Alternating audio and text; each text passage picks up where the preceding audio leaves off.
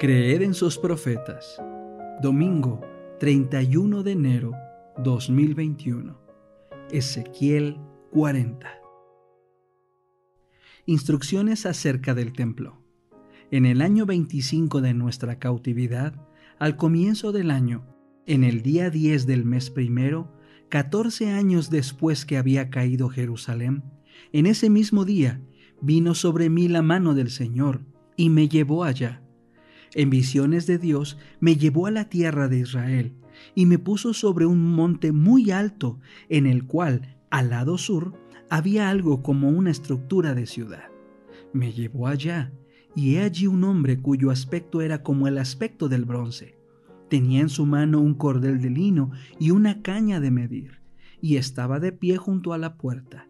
Aquel hombre me dijo: «Oh hijo de hombre, mira con tus ojos, oye con tus oídos, y presta atención a todas las cosas que te mostraré, porque para que yo te las muestre has sido traído aquí. Declara todo lo que ves a la casa de Israel. He aquí que por fuera y alrededor del templo había un muro. En la mano del hombre había una caña para medir, la cual tenía 3 metros. Entonces midió el espesor de la estructura, la cual tenía 3 metros, y su altura, la cual era también de 3 metros.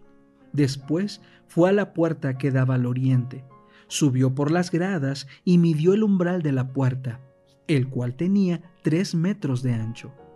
El otro umbral también tenía 3 metros de ancho. Cada celda tenía 3 metros de largo por 3 metros de ancho. Entre las celdas había una separación de 2 metros y medio, y el umbral de la puerta que daba al vestíbulo, por el lado interior de la puerta, medía 3 metros. Asimismo, midió el vestíbulo de la puerta, el cual tenía 4 metros, y sus pilastras tenían 1 metro cada una. El vestíbulo de la puerta estaba hacia adentro. Las celdas de la puerta que daba al oriente eran 3 en un lado y 3 en el otro lado, todas de la misma medida. También tenían la misma medida las pilastras de cada lado. Midió el ancho de la entrada de la puerta, el cual era de 5 metros. El largo del umbral era de 6 metros y medio. El espacio delante de las celdas era de 50 centímetros a un lado y de 50 centímetros al otro lado. Cada celda tenía 3 metros por un lado y 3 metros por el otro lado. Midió en la puerta desde el fondo de una celda hasta el fondo de la celda opuesta, 13 metros. Una entrada estaba frente a la otra. También midió las pilastras, las cuales tenían 31 metros. El atrio junto a la puerta también tenía pilastras alrededor. Desde la fachada exterior de la puerta hasta el frente del vestíbulo interior de la puerta había 26 metros. Había ventanas anchas por dentro y angostas por fuera, que daban hacia las celdas en el interior y alrededor de la puerta.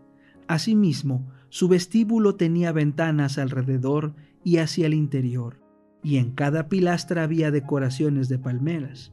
Luego me llevó al atrio exterior, y he aquí que había cámaras, y el atrio alrededor tenía un enlosado. Alrededor de aquel atrio y dando hacia el enlosado había 30 cámaras. El enlosado inferior de junto a las puertas correspondía a la longitud de las puertas. Midió el ancho desde el frente de la puerta inferior hasta el frente exterior del atrio interior, y tenía 52 metros. Así como en el norte era en el oriente. Luego midió el largo y el ancho de la puerta que daba al norte del atrio exterior. Tenía 3 celdas en un lado y 3 en el otro lado. Sus pilastras y su vestíbulo tenían las mismas medidas que la primera puerta, 26 metros de largo por 13 metros de ancho. Sus ventanas, sus vestíbulos y sus decoraciones de palmeras eran de las mismas dimensiones que las de la puerta que daba al oriente. Se subía a ellas por 7 gradas, delante de las cuales estaba el vestíbulo. Enfrente de la puerta del norte, así como la del este, había una puerta que daba al atrio interior. Él midió de puerta a puerta y había 52 metros. Luego me condujo hacia el sur, y he aquí que había otra puerta que daba al sur.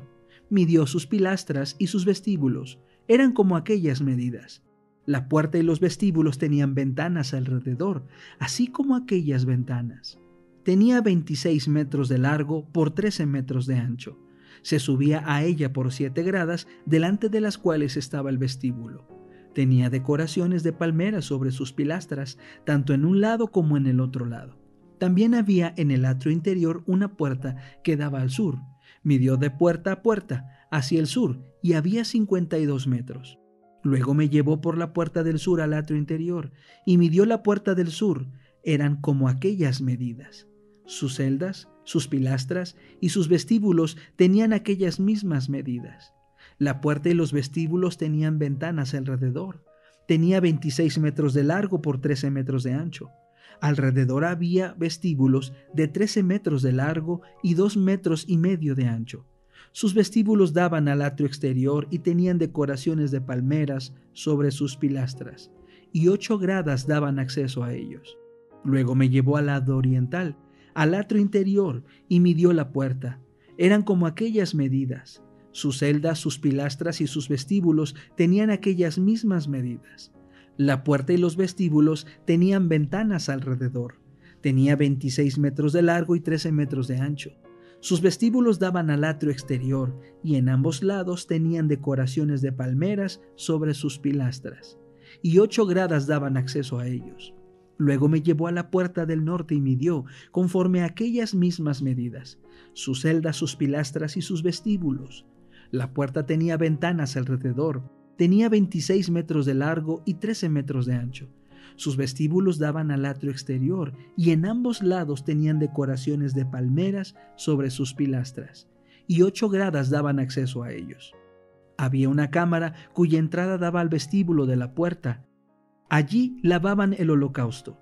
En el vestíbulo de la puerta había 2 mesas en un lado y otras 2 en el otro lado, para degollar sobre ellas el holocausto, la víctima por el pecado y la víctima por la culpa.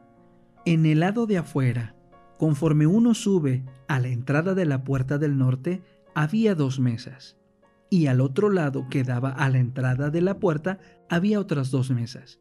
Había 4 mesas en un lado y 4 en el otro, es decir, al lado de la puerta había 8 mesas sobre las cuales degollaban las víctimas.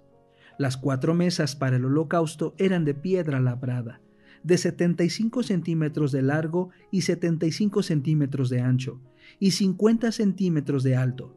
Sobre ellas colocaban los instrumentos con que degollaban las víctimas del holocausto y del sacrificio.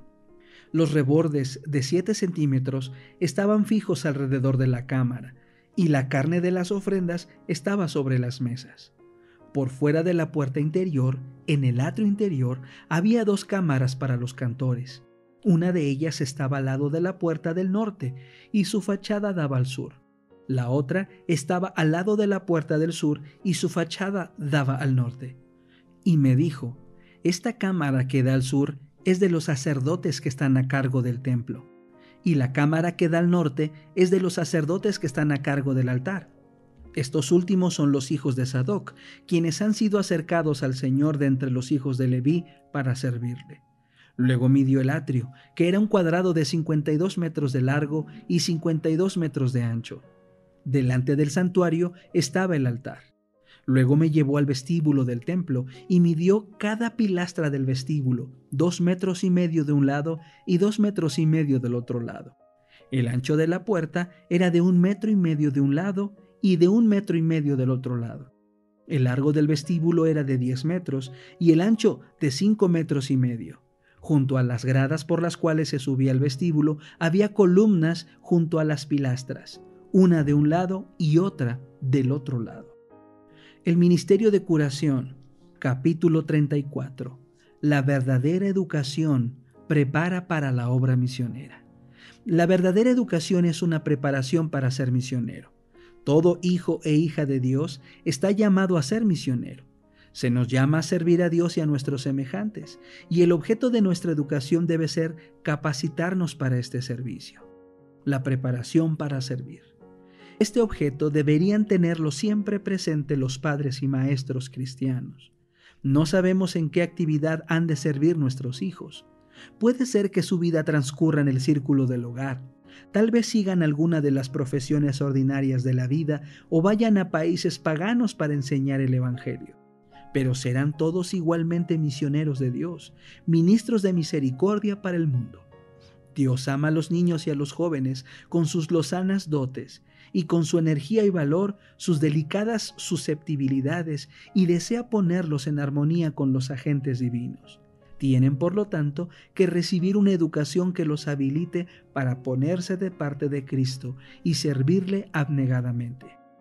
Cristo dijo acerca de todos sus hijos hasta el fin del tiempo lo mismo que declaró con respecto a los primeros discípulos. Como tú me enviaste al mundo, también los he enviado al mundo, Juan 17:18, para ser representantes de Dios, para revelar su espíritu, para poner de manifiesto su carácter, para hacer su obra. Nuestros hijos están como en la encrucijada de los caminos.